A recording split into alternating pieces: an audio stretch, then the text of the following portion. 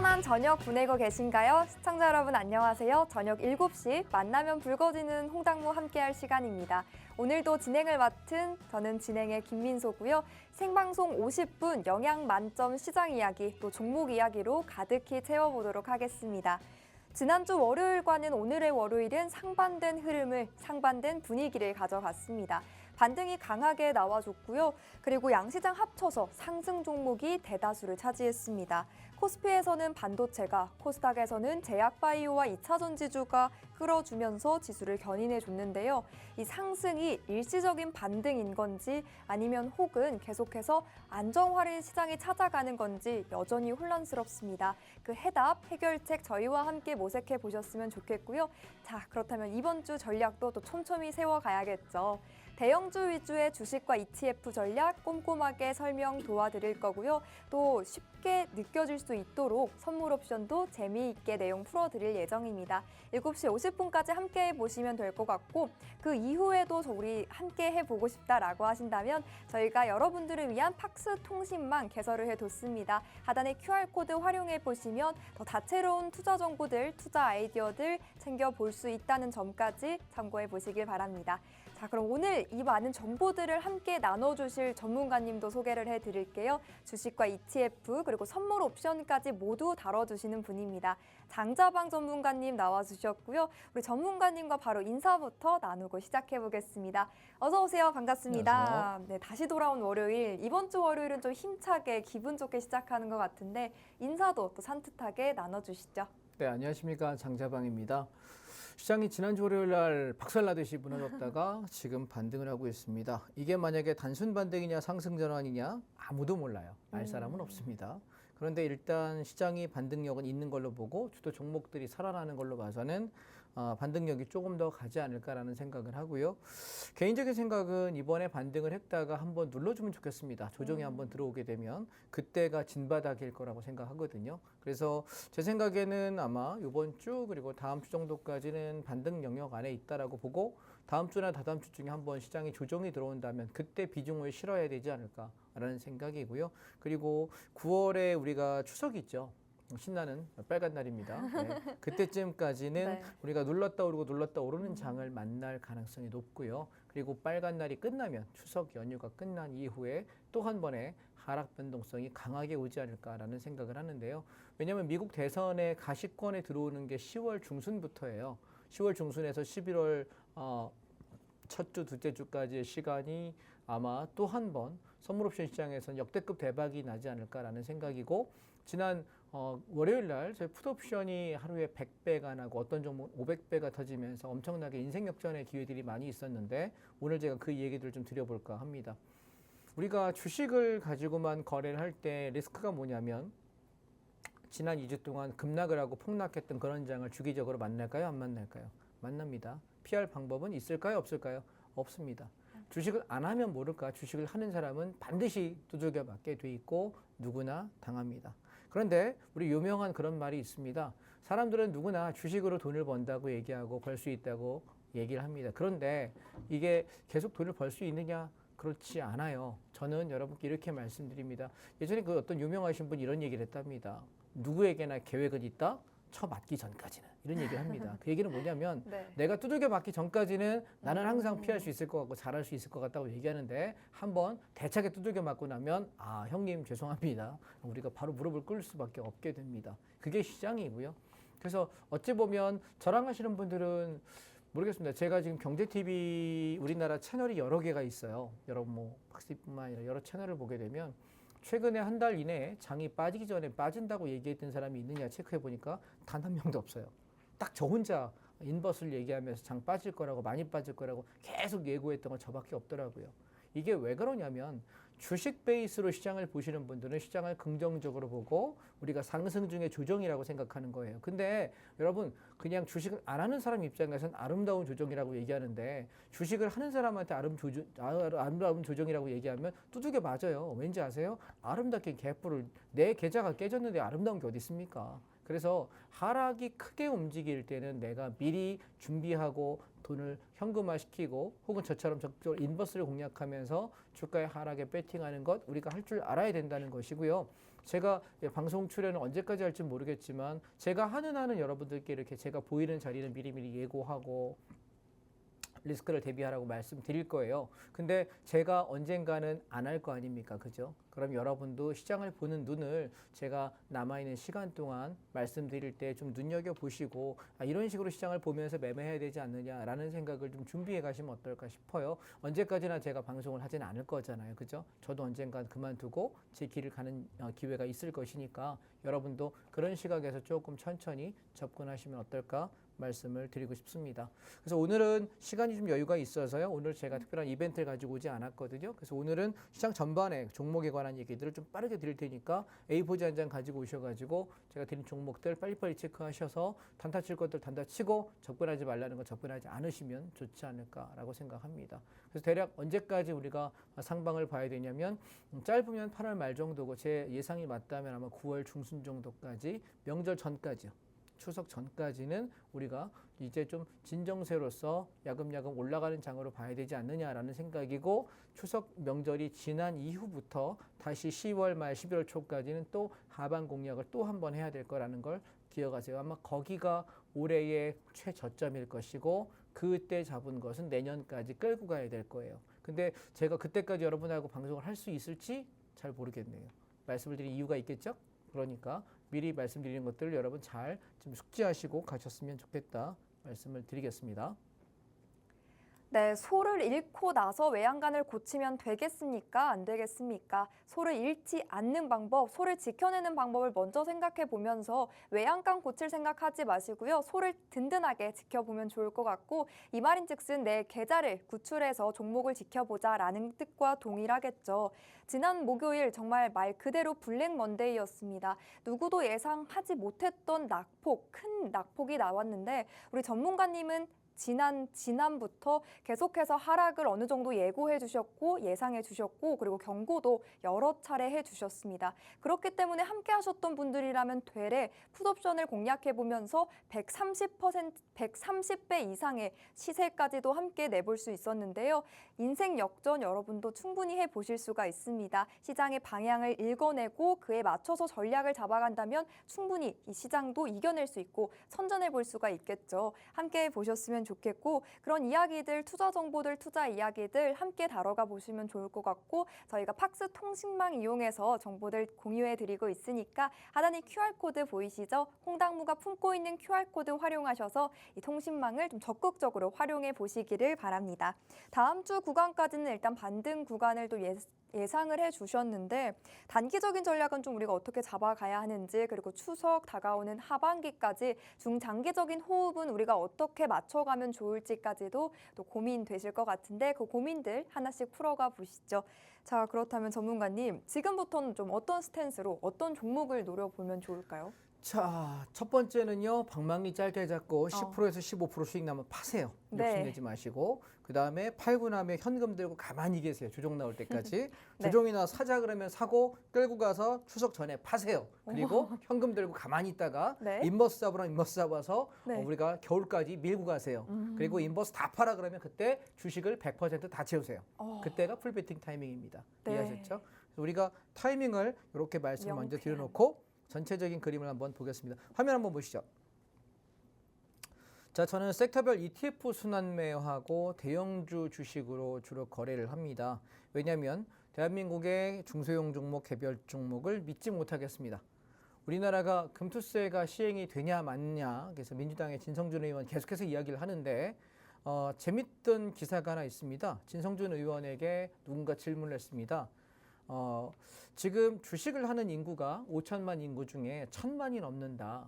그런데 당신 보기에는 정말로 이게 부자 감세라고 생각하느냐? 당신은 주식을 해본 적이 있습니까? 라고 물었더니 이렇게 대답합니다. 아니요. 자, 여러분 이게 바보한테 뭘 맡기는 건가라는 참 안타까운 마음이 드는 게 주식을 해본 적이 없는 사람이 주식 관련 정책을 위반합니다. 그 필드에 나오지 않은 사람이 그러니까 전혀 실무를 알지 못하는 사람이 정책을 만들고 있는 게 대한민국 정치입니다. 참 안타깝습니다. 좀 시장의 얘기를 들으려고 하면 좋겠는데 정치 이념이 아니라 실질적으로 우리에게 국민에게 도움이 되는 방향의 입법을 하셨으면 합니다. 자, 제가 그러면 정치인들께서 모르시는 것 같으니까 제가 간략하게 요약해서 딱 세 마디로 왜 금투세가 위험한지를 알려드릴게요. 첫 번째, 우리가 어떤 소득이든 내가 돈을 벌면 세금을 낸다. 소득이 있는 곳에 과세한다라는 게 우리 세정 원칙 제1원칙입니다. 맞죠? 네. 그런데 주식으로 돈을 버는 것은 내가 한번 해서 돈 벌 수 있죠. 그 다음에 잃을 수 있어요. 그 다음에 벌 수 있어요. 그 다음에 잃을 수 있어요. 그러면 우리가 벌고 잃고 벌고 잃는 모든 거를 내가 뭐 올해는 벌었는데 내년에 잃을 수 있잖아요. 올해 세금 되게 많이 냈는데 내년에 되게 많이 잃을 수 있거든요. 그럼 얘는 과세를 할 때 과연 돈 벌은 거다라고 우리가 인정하기에 정말 합당하고 합리적이냐라고 묻는다면 쉽지 않아요. 그럼 3년 평균이 오르냐? 5년 평균이 오르냐? 10년 평균이 오르냐? 이 소득에 관해서 쉽지 않고요. 그 다음에 두 번째요. 주식으로 돈을 버는 사람의 통계를 한번 내보면 여러분 지금 국세청 자료를 한번 보시게 되면은 연간 우리가 뭐 주식 같은 경우는 현재는 과세를 대주주 외에는 안 합니다만 선물 옵션 같은 경우에는 과세하거든요. 22% 세율인데 현재는 지금 제한적으로 11% 세율입니다. 그런데요. 전체 인구 중에 이 양도세, 파생상품 양도세, 즉 말해서 내가 이걸로 돈을 벌어서 세금을 내는 사람의 비율은 몇 퍼센트냐면 10%를 넘지 않아요. 90%의 사람은 손해를 보고 있는데 과연 그 사람에게 과세하는 게 올바르냐라는 생각도 드는 것이고요. 세 번째는 뭐냐면 외국인 입장에서 투자를 할 때 미국장은 계속 우상향하는 증시예요. 그렇기 때문에 과세를 하더라도 수익이 나기 때문에 크게 시장에 문제가 안 되는데 우리나라는요. 반도체랑 자동차 이 두 개밖에 쓸만한 게 없어요. 외국인 입장에서 볼 때는. 근데 지금 삼성전자나 SK반도체나 우리가 이 반도체 관련 종목들이 대만의 TSMC보다 경쟁력이 밀려요. 2등주예요. 1등주가 아니란 말이에요. 그런데 유일하게 현대차 하나가 잘 나가고 있는 걸로 지금 증시를 그래도 버텨주는 거라고 저는 생각을 하거든요. 근데 얘네 두 개 말고 외국인 입장에서 별로 매력이 없는 시장인데 세금까지 과세하게 되면 외국인은 과연 여기에 들어올 거냐. 왜냐하면 우리 증시 전체의 50%에서 55%가 외국인 자금이에요. 그렇다면 과세를 하는 것도 뭐 나쁘지 않습니다. 오케이. 뭐 소득이 있는 곳에 수익을 얼마든지 세금 낼 수 있는데요. 문제는 그렇게 많은 세율과 그리고 지금 이렇게 어떤 시뮬레이션 없이 그냥 무턱대고 정치적 이념 가지고 밀어붙이는 과세는 굉장히 위험하다는 생각입니다. 이게 과연 부자를 위한 거냐. 자, 국회의원들 한번 보시죠. 부자들은 뭘 갖고 있는지 주로 부동산 갖고 계세요.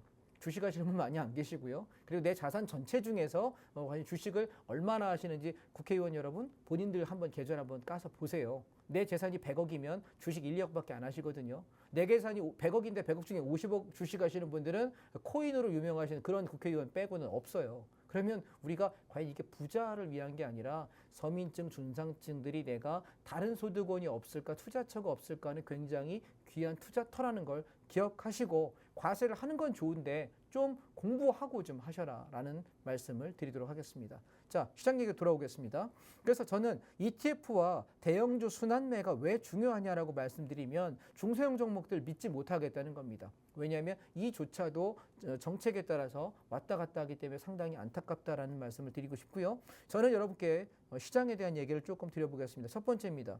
코텍스 레버리지인데요. 주가가 올라갈 때 수익 나는 상품이고 내가 만약 올라갈 때 어떤 종목이 올라가지 못하겠다, 모르겠다라고 하시는 분이라면 이 종목이 좋은데 저희가 4월 말에 제가 온라인 특강을 할 때 18,000원 아래서 사라 이야기 드렸고요. 올라올 때 여기 쌍봉자리 목표가로 잡고 2만 원 이상에서 다 팔겠다 이야기했습니다. 수익률 20% 수익 냈고요.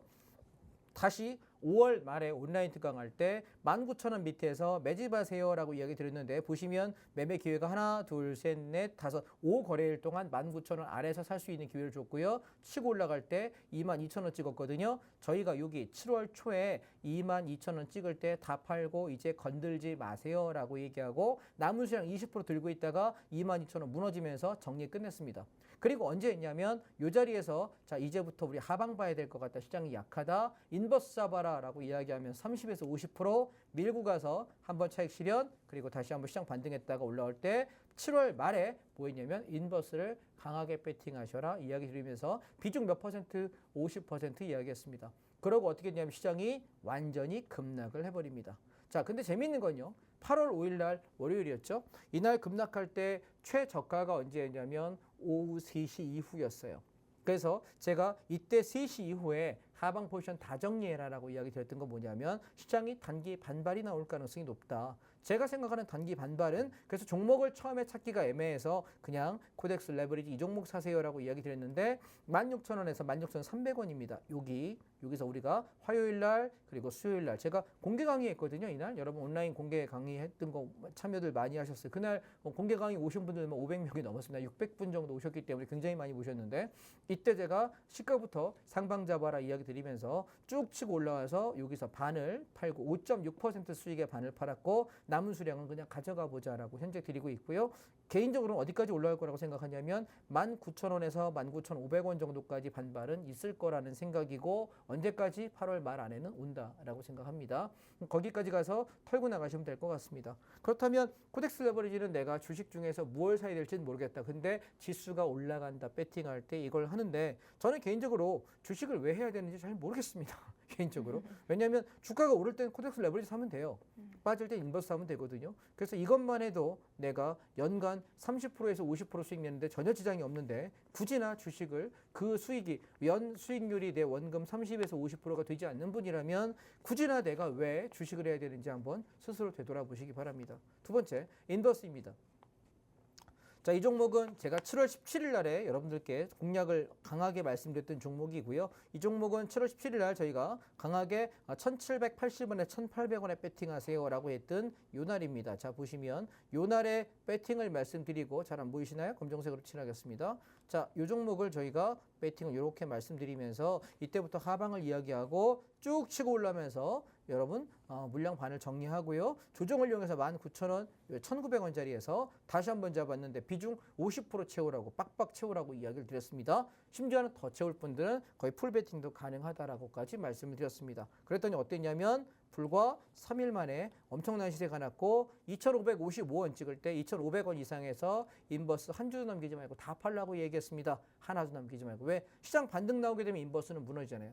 자, 우리가 코덱스 레버리지하고 인버스가 두 개가 있어요. 얘는 뭐냐면 레버리지는 시장이 올라갈 때 내가 수익이 날 것이고 인버스는 시장이 빠질 때 수익 나요. 이게 서로 상관관계거든요. 그래서 제가 레버리지를 논할 때는 여러분 뭐 하시면 될까요? 주식을 사도 되고 시장이 긍정적으로 보시면 돼요. 근데 인버스를 얘기할 때는 주식을 안 사야 되겠죠. 왜? 장 빠지는데 내 종목만 살아남을 거라고 장담하실 수 있을까요? 아닌 것 같다라는 얘기이고요. 그 다음에 제가 안정적인 종목으로 지난번 온라인 특강을 통해서 이 종목을 이야기했습니다. 첫 번째, 코덱스 반도체입니다.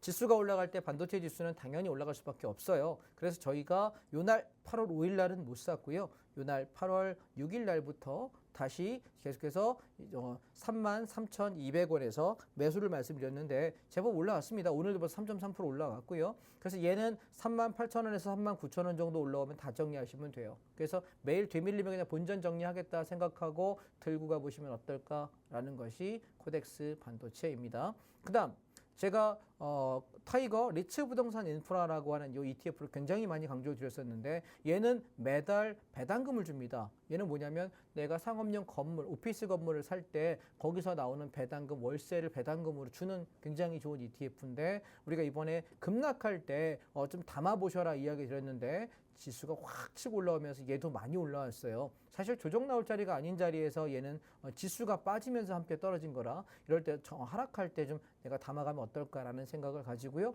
저는 이 종목을 5,200원까지는 끌고 가겠다는 생각이기 때문에 참고하시면 좋겠다 말씀을 드리겠습니다. 자, HS를 가지고 우리 다시 한번 종목들을 살펴볼 텐데요. 여러분이 시장을 바라볼 때 과연 나는 어떤 매매를 하는 사람인가 생각 한번 해보시기 바랍니다.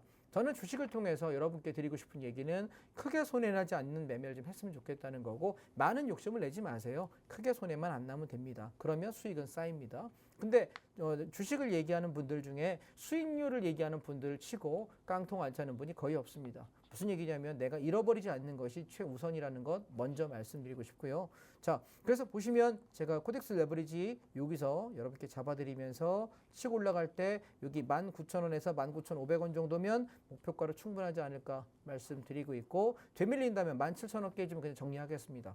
만약 제시황이 틀렸고 장이 가다가 밀려버리면 17,000원 무너질 때 가지고 있는 수량을 몽땅 다 정리한다. 말씀 그렇게 드리고 싶고요. 그 다음에 코스닥 시장도 반등을 할 건데 저는 코스닥 150 레버리지를 만약에 사신 분이라면 10,000원에서 1,500원 구간에서 만족하세요라고 이야기 드리고 싶어요. 종목 코드는 233740입니다. 이 종목 그렇게 보시면 되겠고요. 그 다음에 개별 종목들 중에서 제가 미국 관련 ETF들 말씀드렸던 것들 여기 보시면 코덱스 미국 빅테크 10이라고 하는 ETF인데요. 지난번에 이거 관심 종목에 넣어놓으시라고 노래를 불렀고 온라인 특강할 때 이거 사시라고 이야기 드렸거든요. 이제 슬슬 올라가시면 쪽이 4만 원에서 4만 1,500원 정도 오면 저는 팔자고 이야기할 거예요. 들고 가시면서 보시면 되겠고 이번 8월 안쪽에 정리할 생각하겠습니다. 길게 가져가지 마십시오. 그 다음에 또 하나 보시면 에이스 글로벌 반도체 10이라고 탑 10이라고 탑 4라고 되어 있는 ETF인데요. 얘도 마찬가지 26,000원에서 7,000원 정도 올라오면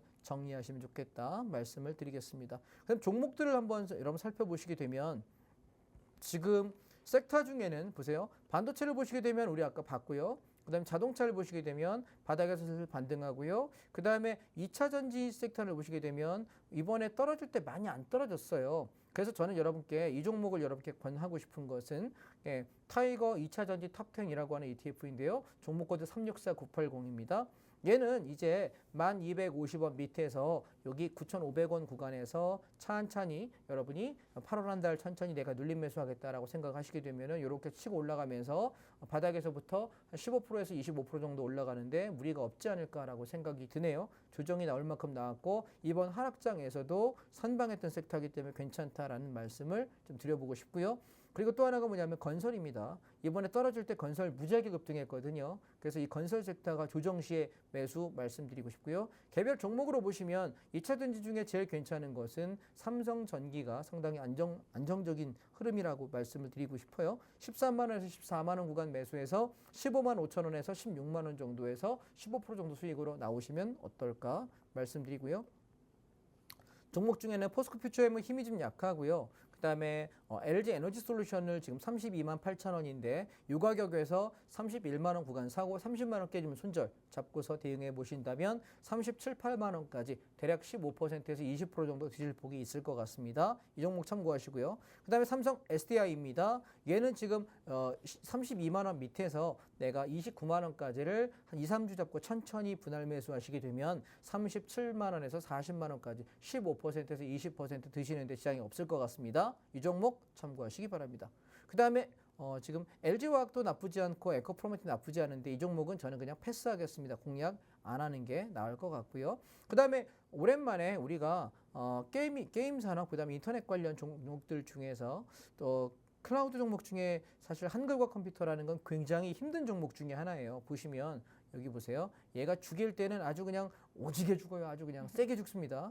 그러다가 한참을 횡보하고 나서 급등을 해요. 자 보시면 얘도 지금 세게 죽고 나서 슬슬 바닥 짚고 올라오거든요. 그래서 한국어 컴퓨터는 여러분이 좀 약간 중기로 생각하셔요. 생각보다 빨리 올라오면 다행인데 얘는 18,000 지금 140원 오늘 종가인데요. 오늘 종가부터 시작해서 밑에 15,000원대까지 15,000원, 14,500원까지 내가 한 달쯤 잡고 천천히 매집한다라고 생각하시면 지지 않을 자리예요. 시장이 빠져도 얘는 안 빠집니다. 이제 더 이상 안 빠질 종목이기 때문에 바닥권에서 나는 18,000원대부터 시작해서 15,000원 내외까지 천천히 사서 평균 단가 16,000원 내외에서 맞춰놓으시면 절대로 손해볼 가능성은 없다라고 생각합니다. 올라갈 때 기대 수익은요 24,500원까지니까 대략 한 25%에서 35%쯤 수익 낼 수 있겠네요. 이렇게 중기 종목 세팅하실 거는 한컴 괜찮을 것 같다 말씀드리고요. 그 다음 보겠습니다. 자, 우리가 지금 반도체 종목 중에 삼성전자 어떠냐라고 물어보면 괜찮아요. 우리가 지난주에 수요일날 제가 공개 방송할 때 73,000원이었거든요. 단타 치실 분 들어가셔서 8만 원 정도 모시라고 이야기했는데 지금 좀 올라왔어요. 이 종목 괜찮을 것 같고요. 그 다음에 우리가 반도체 종목 중에 1등이 뭐냐라고 물어보면 SK 하이닉스하고 한미반도체예요. 그래서 지금 보시면 탄력은 아마 하이닉스가 제일 좋을 거라서 얘가 15만 원에서 17만 원 구간은 사셔도 무방해요. 손에 딱히 날 자리 아니기 때문에 내려올 때 천천히 매집하셔서 끌고 가시고 이번 상승 사이클에 20만 원 넘나 봅시다. 20만 원에서 빌빌거리면 던져버리면 최소한 지금 잡아도 15% 수익은 14% 15% 수익은 충분히 낼 수 있으니까 괜찮을 것 같고요. 만약에 20만 원을 돌파해버린다면 8월 말이나 9월 초 정도에 얘는 저 위에 쌍봉까지 23, 4만 원까지 급등할 거예요. 그러면 바닥에서부터 수익률이 거의 한 4, 50% 육박할 거라고 생각을 합니다. 그래서 만약 개별 종목 하신다면은 하이닉스가 제일 낫다라는 생각이고 한미반도체는 뒤따라가는 종목이라서 얘는 10만 원에서 11만 원 구간에서 우리가 천천히 매집하시되 비중은 아까 한미반도체가 내가 30% 잡을 거야. 그럼 얘는 한 10%, 15%만 잡으셔야 될 거예요. 왜냐하면 탄력이 좋을지 잘 제가 모르겠어요. 근데 하이닉스는 물려도 상관없으니까 잡으셔도 충분한 위치다라고 말씀을 드리고 싶고 이 또한 제가 온라인 특강할 때 말씀을 드렸고요. 공개 강의 때도 설명을 드렸습니다. 언제요? 지난주 수요일 날이요. 제가 공개 강의한다, 온라인 특강한다 할 때 무조건 오시라고 얘기하는 건 제가 생방송은 여러분 35분밖에 얘기를 못해요. 이런저런 과정을 다 빼 50분짜리 생방송인데 제가 강의할 수 있는 시간이 35분밖에 안 돼요. 아무리 빨리빨리 지금 숨차게 얘기해도 전달하는 게 한계가 있기 때문에 온라인 특강할 때는 꼭 오셔라 말씀을 드리고 싶고요. 그 다음에 제가 누누이 설명했던 종목이 LG 디스플레이입니다. 10,000원대부터 사라고 이야기 드렸는데 이번 하락에 자 보시면 LG 디스플레이가 우리 어디서 샀죠? 여기죠. 여기 9,700원 만원 사가지고 단타 한번 하고 여기 쌍바닥에 매집했는데 쭉 치고 올라서 13,500원, 600원까지 36% 수익 냈거든요. 그리고 나서 시장이 안 빠져서 저도 그냥 짬짬하고 기다렸는데 이번에 떨어질 때 사라라고 이야기 드리고 다시 한번 쭉 치고 올라옵니다. 그래서 저는 이번 상승 사이클에 여기 11,400원에서 11,700원 여기서 못 가면 단타 치고 다시 한번 눌렀다 가면 이게 찐바닥이고 그냥 넘어가면 가진 자의 몫을 끌고 갈 생각 하겠습니다. LG 디스플레이는 가지고 있는 업황 능력에 대비 지금 주가가 거의 바닥이라고 이야기를 드립니다. 10,000원 정도에서 사셔서 손해볼 가능성은 없어요. 금융위기 IMF 오지 않는 한은 전쟁 나지 않는 한은 얘는 손해볼 가능성이 거의 없는 종목이라고 바닥 종목이라고 눈에 떠들고 있는 종목입니다. 참고하시면 되겠고 그 다음에 DB하이텍 같은 경우도 지금 우리가 지난번에 대박 쳤던 자리가 여기죠. 39,500원에서 45,000원 구간 사서 단타 한번 치고 다시 한번 사서 단타 한번 치고 다시 한번 샀는데 걔가 쭉 치고 올라와서 무려 40% 이상의 수익을 냈던 자리입니다. 근데 마찬가지 이번에 급락에 똑같이 4만 원에 브레이크 걸어줍니다. 4만 원 초반 잡고 다시 한번 올라가 보겠습니다. 1차 목표가 48,000원, 5만 원 볼 생각이고 못 가면 던지겠습니다. 돌파된다면 그대로 치고 넘어가서 또 한 번의 추세를 기대해 보겠다 말씀을 드리고요. 쌀 때 사라고 이야기 드립니다. 근데 재미있는 건요. 쌀 때 사라면 안 사요. 왜요? 자기 생각엔 안 싸다고 생각하는 거야. 그리고 막 올라가잖아요. 그러면 그때 사요. 왜 사냐고 하면 더 갈 것 같대. 제가 더맨더머 하지 말라고 얘기합니다. 왜냐하면 싸다고 할 때가 제일 좋은 가격이 여러분 사시기에 공포스러울 수 있습니다. 그런데 쌀 때 못 사는 사람들은 비쌀 때 용기 내지 마세요. 용기 그딴 거 내는 거 아니야. 넣어둬. 알겠습니까? 쌀 때 내지 못하는 용기라면 비쌀 때 그거는 용기가 아니라 무식함이에요. 넣어두세요. 하시는 거 아니야. 알겠습니까? 우리는 쌀 때 용기 냅시다. 예. 그 다음에 또 하나 보시고 싶은 게 자동차주인데요. 사실 이번에 트럼프 대통령이랑 트럼프랑 그다음에 저기 누구지 민주당의 그 여성 후보로 바뀐다고 이야기하는데 네? 해리스 부통. 해리스. 예. 하여튼 지금 마음이 기억이 안 나요. 지금 바쁘니까. 예. 네. 근데 그분 중에 지금 현재까지는 아직까지는 트럼프 전 대통령이 대통령 당선 가능성이 높다고 얘기하는데 아마 만약에 당선이 된다고 한다면 자동차 관련 종목들이 상당히 많이 올라갈 거예요. 그래서 제 생각에는 이번에 올라갔다가 떨어지면서 아마 10월달, 9월에서 9월 말경부터 10월달에 조정이 온다고 한다면 그때 여러분이 퍼 담으셔야 될 1순위는 뭐냐면 자동차가 되지 않을까라고 생각합니다. 따라서 지금 기아하고 현대차는 이번에 올라가는 반등은 저는 패스할게요. 안 잡을게요. 저는 9월 중순 이후에 추석 명절 이후에 떨어지면 그때 사겠습니다. 지금은 안 건들 생각이고요. 그 다음에 개별 부품주 중에는 현대모비스랑 그 다음에 만도, 위아가 있어요. 근데 그 다음에 여기 SL이라는 종목이 있는데 여러분이 집중하셔야 되는 건 저는 이 두 종목인 것 같아요. 모비스하고 위아요. 이 종목들은 지금 조정을 이용해서 위아 같은 경우는 49,000원 밑에서 저기 45,000원까지 잡고 내가 한 달쯤 잡고 찬찬히 매수하시면 지지 않을 자리 같습니다. 54,5,000원까지만 올라온다 하더라도 수익률은 그래도 한 13%, 15%는 충분할 것 같고요. 그 다음에 만두 같은 경우도 마찬가지. 그 다음에 모비스 같은 경우도 마찬가지. 얘는 모비스는 24, 5만 원까지 바라보시면 수익률은 한 15%에서 20% 바라볼 수 있지 않을까 싶거든요. 이 종목 보시면 되겠고 제가 그리고 온라인 특강을 통해서 되게 세게 말씀드렸던 종목이 몇 개가 있는데요. 첫 번째가 CJ 대한통운이요.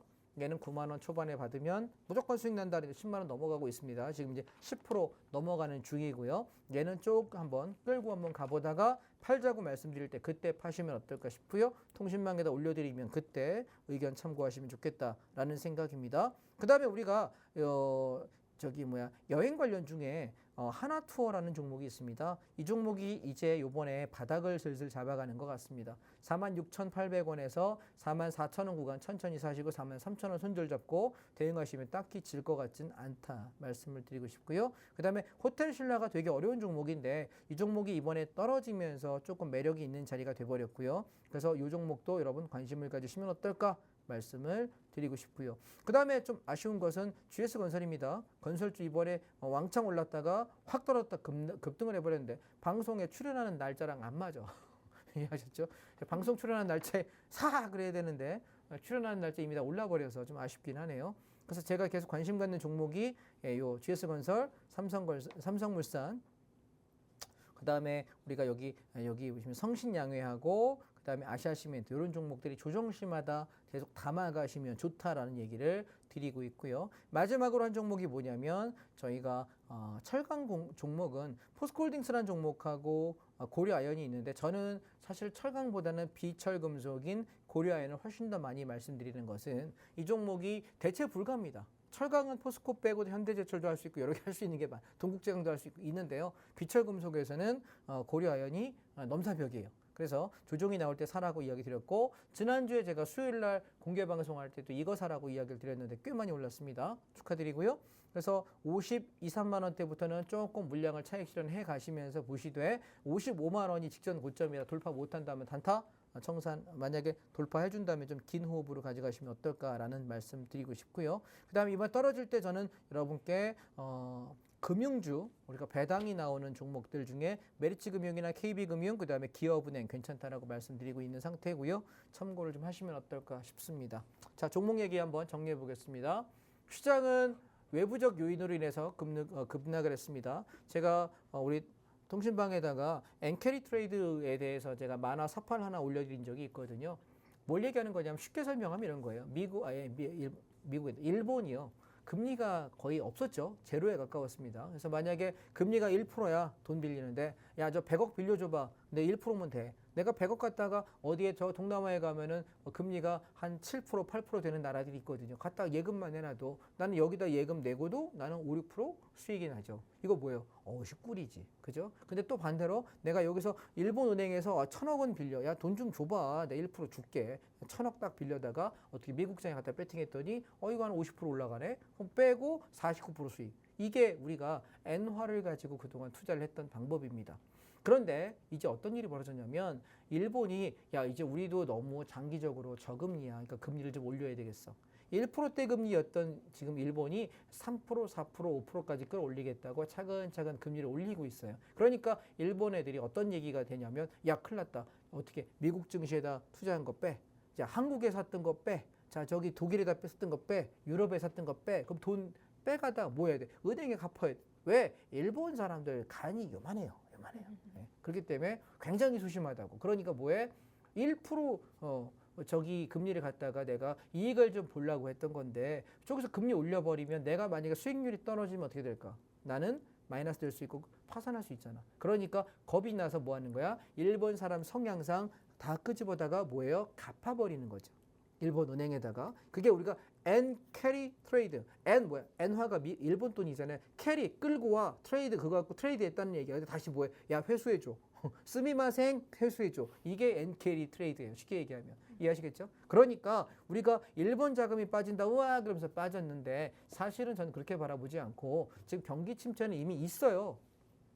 미국도 침체가 되어 있는 상태고 그래서 지금 8월이냐 9월이냐 금리 인하한다고 계속 군불만 떼고 있잖아요. 이 얘기는 뭐냐면 내가 금리 인하하는 순간부터 장이 빠지는 거는 우리가 기본값으로 알고 있는 거예요. 그러면 그게 그 전에 먼저 엔캐리 즉 엔화를 가지고 투자했던 애들이 뭐 하는 거예요? 내가 겁나니까 먼저 선제적으로 뺀 거예요. 그래서 장이 이렇게 많이 빠졌어요. 이해하실까요? 그러면 장자박은 어떻게 알고 장 하락한다고 미리 얘기했냐고, 제가 있어요. 그죠? 스미마생 하는 애가 있어. 저한테 전화 주는 애가. 그러면은 제가 여러분께 1월 달부터 뭐라고 얘기했어? 저기 나카무라 상이 어떻게 장이 이제 막 배팅해가지고 올라갈 거라고 얘기했잖아. 그래서 제가 7월 달쯤까지 가면 다 팔으라고 얘기했잖아. 그죠? 그럼 스미마생하고 나간다고 얘기했잖아요. 그래서 계속해서 상방을 여러분 6월까지는 안전하게 보시고 7월 초 중순에서 일단 정리하고 보시는 게 낫겠다. 6월 말부터 현금화 80% 해야 된다라고 계속 얘기했고, 저는 80% 85% 현금입니다라고 말씀을 드렸던 이유가 뭐냐면, 근데 웃긴 건 그렇게 미리미리 한 달 동안 내내 떠들어줬는데 경제TV 여기 팍스TV 전체 통틀어 가지고 단 한 사람도 하락을 얘기해 준 사람이 한 명도 없다니까. 아무도 못 맞췄다니까. 저 혼자 맞췄다니까요. 왜 그러냐고. 그러니까 선물 옵션 하시면 돼요. 선물 옵션을 보다 보면 시장의 패턴들을 익숙해지기 때문에 요쯤 되면 대충 파동 사이클이 끝나고 하락이 오겠구나라는 걸 예측할 수 있어요. 근데 이걸 어떤 무식한 사람은 차트는 후행적이라고 생각하는데, 아이씨 당신이 무식한 거라니까. 차트를 가지고 과거 지표를 가지고 우리는 미래를 예측할 수 있다라고 봐요. 여러분, 우리가 왜 역사를 왜 공부하냐라고 물어보면, 고등학교 때인가 중학교 때인가 아마 그때 왜 역사란 무엇인가라는 그 주제를 처음에 교과서에서 배워요. 근데 그때 제가 기억에 지금 하도 오래돼서 가물가물하는데, 그때 에리카였나? 예, 그분이 이런 얘기했던 것 같아. 과거의 잘못된 것들을 역사를 통해 배워서 내가 앞으로는 과거의 잘못을 동일하게 반복하지 않으려고. 이게 우리가 역사를 배우는 이유랍니다. 그런데 여러분, 조선왕조 때도 우리가 고려시대에도 신라시대에도 항상 정치인들은 뭐 했어요? 싸웠죠? 지금도 싸워. 안 배워. 늘어나지 않아. 무슨 얘기냐. 세금을 많이 뜯어가려고 하는 거는 어느 정부나 똑같았던 것 같고 600년 전에도 지금도 똑같은 것 같아요. 그래서 이 역사를 통해서 우리가 그럼 우리라도 배우자는 얘기입니다. 어떻게? 우리는 차트를 통해서 과거의 흐름을 통해서 비슷한 사례가 나오면 나는 조심해야 되는 거죠. 이해하시겠죠? 그래서 저는 다시 한번 여러분께 말씀드렸던 건, 이번 반등을 좀 할 거다. 짧게 보자. 대신에 대형지 기준으로 10%에서 15%만 수익 내고 나와야지 더 수익 내려고 욕심내다 보면은 물릴 거라고 이야기 드렸고요. 그래서 저는 8월 말에서 9월 초쯤에서 다 정리할 거예요. 다 정리하고 현금 들고 있다가 명절 끝나고 시장 한번 빠지면 그때 또 한번 들어갈 생각할 거고, 아마 그때 하락폭이 크다고 생각하면 또 한번 인버스 배팅을 시켜드리겠죠. 무슨 얘기인지 이해하셨죠? 시장을 접근하는 요령 여러분 잘 한번 생각해 보세요. 내가 계속 몇 년 동안 장기 투자한다고 과연 수익이 좋으냐? 그렇지 않은 것 같아요. 대한민국 시장에서는. 그래서 저는 한 2, 3개월 주기로 이렇게 트레이딩을 내가 바꿔가면서 순환매하는 것 여러분께 권장해 드리겠습니다. 오케이? 참고가 되셨길 바랍니다.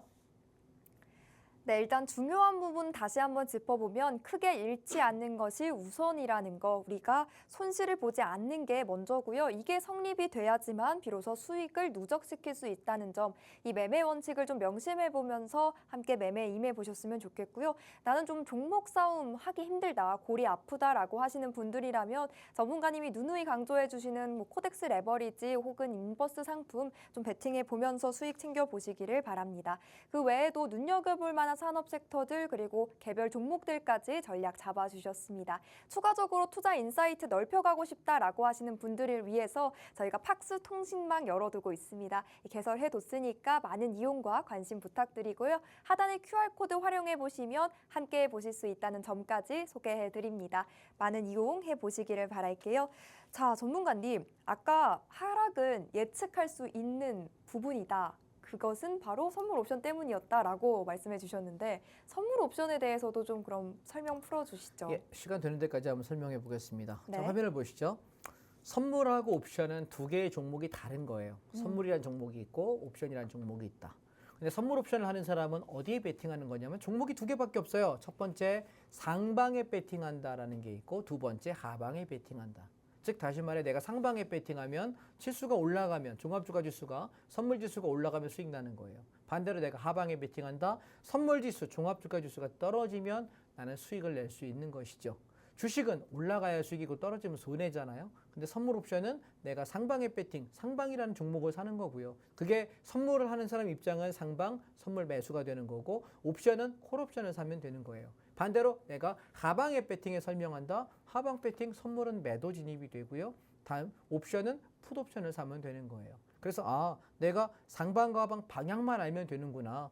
괜찮네. 왜냐면 나는 상방인 줄 알고 배팅을 했는데 갑자기 생각과 다르게 하락해요. 손절하고 하방 따라가면 돼요. 굉장히 편해요. 주식은 내가 A라는 종목을 샀는데 갑자기 폭락장을 만나 손절하고 B, 손절하고 C 계속 내가 교체 매매를 하지만 이 종목들이 만회해주지 못한다면 나는 종목을 바꾸는 걸로 손절만 나갈 뿐 계속 계좌가 박살나는 걸 경험해 보셨을 거예요. 근데 선물옵션은 재밌는 건 장이 빠질 때 나는 뭐예요? 하방으로 방향을 교체할 수 있다는 거예요. 왜냐하면 얘는 여러 종목이 있는 게 아니라 상방 종목과 하방 종목, 상승이라는 종목 하나, 하락의 종목 하나, 두 개밖에 할 게 없어요. 그러니까 우리 뭐 하면 돼? 그냥 갈아타면 돼요. 이해했습니까? 갈아타면 됩니다. 굉장히 편한 거예요. 이해하셨죠? 그래서 자, 종목을 보시게 되면 먼저 제가 간단하게 논리를 설명드릴게요. 먼저 우리가 여기다 기준을 하나 세워놔요. 그리고 여기를 콜옵션, 장이 올라가면 수익 나는 상품 콜 C라고 표현하고요. 그 다음에 장이 내려가면 수익 나는 상품 P라고 표현할게요. 그러면 이 콜옵션은 무게가 만약에 우리가 기준점을 하나 세워놨을 때 여기가 기준, 여기가 기준. 그러면 내가 아침마다 콜옵션의 기준점이 뭔지 풋옵션의 기준점이 뭔지만 알면 돼요. 왜냐하면 지수가 올라가면 콜옵션이 올라갈 것이고 콜이 올라가게 되면 누가 내려가냐면 풋이 내려가요. 여러분 시소에서 무게를 똑같다라고 이렇게 판단해 보셨을 때 내가 얘가 만약에 내려가면 반대 방향이 올라가는 건 당연한 거잖아요. 그죠? 예, 반대 방향. 그럼 반대로 얘가 콜옵션 기준이 얘가 깨지면 누가 올라갈까요? 반대로 풋옵션 얘가 올라가게 되죠. 그래서 우리가 이게 서로 상호 반대로 이렇게 움직이는 대칭 관계로 움직이는 거구나라는 것만 인지를 하고 있다면 시장에서 내가 판단하는 건 어렵지 않다. 자, 옵션 차트 보시게 되면 이게 콜옵션 차트인데 아침에 콜옵션 2.5가 기준점인데 기점오를 깨는 순간부터 오케이. 자, 콜옵션이 무너지면 누가 간다고요? 반대로 풋옵션 얘가 가니까 그죠? 얘가 가니까 나는 뭐 하면 돼? 풋옵션 사면 돼요. 바닥에서부터 몇 배 났냐면 300% 났어요.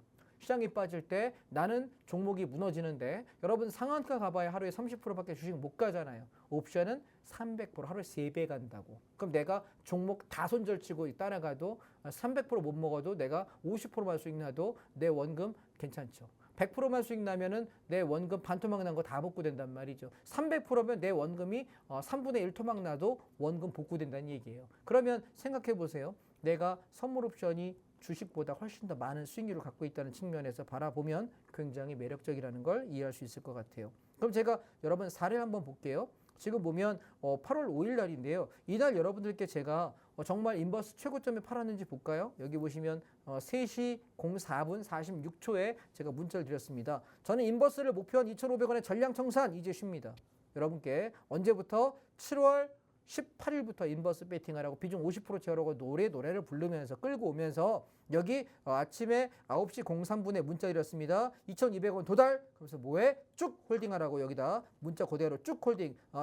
죽도록 한번 시장 빠져보자. 어찌 보면 주식하는 사람한테 욕먹을 일인데 여기 제가 뭐라 썼냐? 죽도록 더 하락하자라고 했어요. 죽도록 하락하자. 왜? 저는 하방 배팅했으니까 수익 낼 수 있지 않습니까? 인버스 쭉 끌고 가서 1,780원, 1,800원에 매수했으나 수익률 20% 넘고 있다. 쭉 치고 올라가면서 자 어디에서 여기서 70% 팔고 자 여기서 다 팔아라. 문자를 따로 드렸다 이겁니다. 이해하시겠습니까? 그러면 나는 뭐해? 그냥 보고 따라가면 되는겨. 그냥 보고. 근데 자 선물 옵션 하는 사람의 입장에서는 어떻게 움직였나 한번 볼까요? 자, 제가 하방에다 하도 배팅을 하니까 풋옵션을 우리 저랑 한 2년 반 정도 되신 분인데 배팅을 했습니다. 수익 금액만 한번 보시죠. 평가손익 1억 3,470만 원입니다. 엄청나죠? 수익 인증입니다. 1억 3,470만 원. 자, 뭐냐면 풋옵션은요. 내가 잡아서 장이 빠질수록 수익을 내요. 근데 주식한 사람은 하락할 때 손해날 방법밖에 없잖아요. 근데 여기 보시면 아침 시작과 동시에 벌써 11시에 얼마? 2,400만 원씩. 여기 보시면 얼마? 1,110%. 엄청난 수익률을 내고 계세요. 1,000%면 여러분 내 원금의 10배가 넘는다는 얘기. 1,100%면 11배가 넘는다는 얘기입니다. 이게 하락장에 우리가 인생 역전의 기회가 된다는 거고 제가 이 분의 사례를 한번 보시게 되면 어떤 일이었냐면 전날부터 아침에 출발해서 하루 종일 빠진 거 이렇게. 종일. 미친 듯이 빠졌어요. 자, 얼마가 빠졌냐면 선물 지수가 20포인트 이상을 뺐다는 얘기예요. 보통 얼마냐면 하루에 3포인트에서 5포인트 움직이는데 일주일 움직일 폭을 하루에 다 빼버려요. 그래서 이때 어땠냐면 풋옵션을 보시게 되면 0.01짜리가 4.99, 499배 갔어. 상상 가세요? 하루에 여러분 몇 배가 터졌냐면 499배, 거의 500배의 시세가 터졌다는 얘기예요. 그러면 이걸 저점 잡아서 고점 먹는 사람은 없어요. 저도 못해요. 그런데 저희 함께 하시는 분들께서 얼마의 수익을 내셨냐면 제가 이건 전략적으로 배팅하라고 이야기 드렸는데 100배가 났어요. 100배가. 왜냐하면 370 풋옵션을 제가 0.35에서 0.50에 배팅하시라고 비중을 30%에서 50% 배팅하고 쳐다보지 말라고 이야기했거든요. 최소 10배는 날 거라고. 근데 저는 10배를 예상했는데 130배가 나버렸어요. 많이 틀렸죠. 오차 범위가 너무 많이 벌어져서 너무 제가 실패해가지고 수익을 너무 많이 내렸던 시황이었습니다. 근데 이런 매매들이 여러분은 과연 어떻게 하셨냐는 거죠. 주식하시는 분들 입장에서 선물 옵션 모르는 사람은 굉장히 위험하지 않을까요? 8월 2일도 한번 보실까요? 자, 이날도 보시게 되면 아침에 시작하자마자 9시 33분인데 수익이 벌써 1,140만 원 났다, 1,120만 원 났다, 수익 인증들이 올라오기 시작합니다. 뭐 때문에요? 자, 이날은 보세요. 수익을 보시게 되면 여기 인버스 수익률을 여러분 올려드렸는데 8.76%예요. 이날 당일날만 8% 이상의 수익을 여기 내고 있다고요. 인버스 수익으로. 당일날만 이렇습니다. 당일날만. 우리가 누적 수익은 30% 벌고 나왔습니다. 30%. 그러면 여기 보세요. 자, 오버나이트 한 거 반청산할까요? 인버스 샀어요. 예, 붙들고 있습니다. 네, 많이 벌었습니다. 감사합니다. 인버스 추가 매매합니다. 추가 매집합니다. 계속 보시면 이 많은 분들이 수익이 적은 분들은 50만 원, 70만 원부터 많은 분들은 얼마까지 버셨냐면 3억 8천까지 보셨어요. 이날에. 우리가 인생이 바뀔까요? 안 바뀔까요? 바뀐다니까요.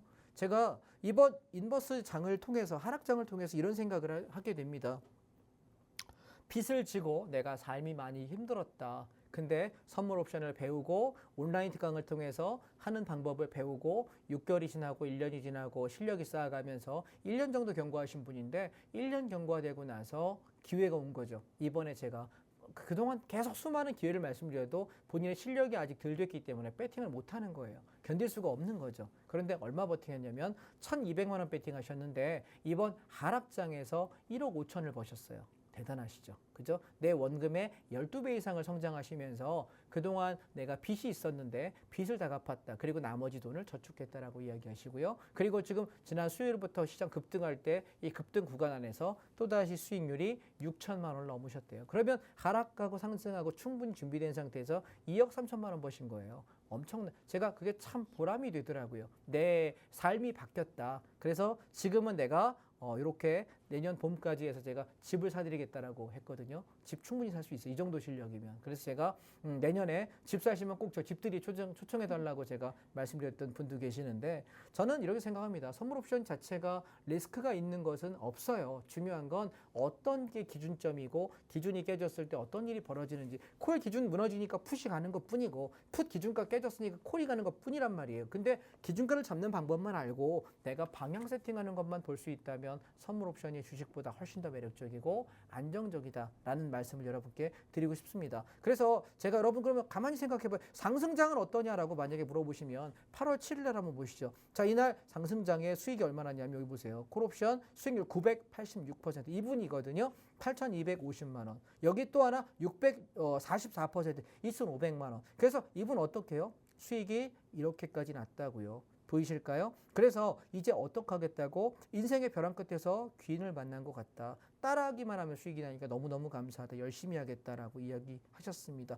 그래서 저는 이렇게 여러분께 말씀드려보고 싶어요. 선물 옵션으로 인생이 바뀌는 분들이 많이 계십니다. 그런데 그 전제 조건이 뭐냐면 기준점에 대한 이해와 학습이에요.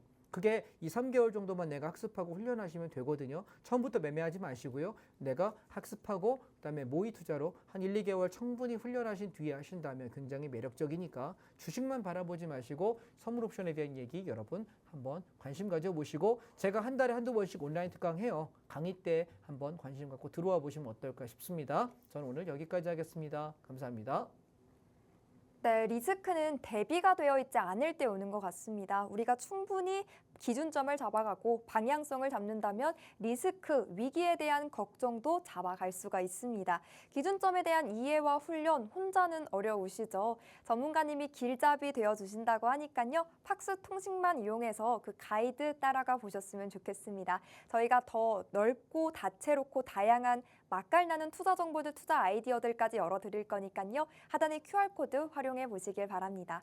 오늘 저희가 준비한 내용은 여기까지고요. 본 방송에서 제공하는 정보는 투자 판단에 대한 조언일 뿐 해당 종목의 가치 그리고 상승과 하락 보장하지는 않는다는 점 유념해 주시길 바랍니다. 내일도 저희와 함께 성공 투자하시길 바라며 이상 여기서 마쳐보도록 하겠습니다. 시청해 주신 여러분 고맙습니다.